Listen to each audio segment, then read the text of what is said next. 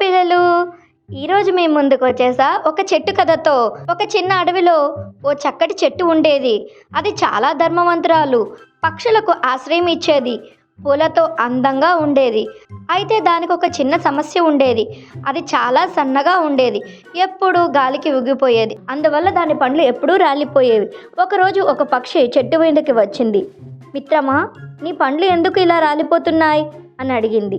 చెట్టు విచారంగా, గాలికి నేను ఊగిపోతూ ఉంటాను, అందువల్ల నా పండ్లు రాలిపోతాయి.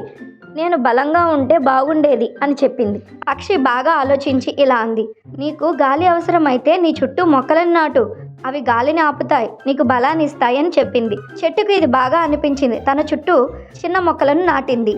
కొన్ని రోజుల తర్వాత మొక్కలు పెరిగాయి. అవి గాలిని ఆపాయి, చెట్టుకు బలం ఇచ్చాయి. ఇప్పుడు గాలి వీసినా చెట్టు ఊగిపోలేదు, దాని పండు రాలిపోలేదు.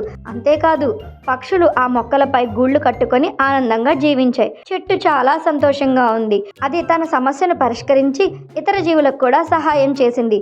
ఈ కథలో మనకు అర్థమైన నీతి ఏంటి పిల్లలు? బలం ఒక్కరికే కాదు, అందరికీ ఉపయోగపడాలి. సాయం చేస్తే మనకి కూడా సాయం లభిస్తుంది. చిన్న చిన్న పనులు కూడా పెద్ద ప్రయోజనాలను ఇస్తాయి. ఓకే పిల్లలు, బాయ్.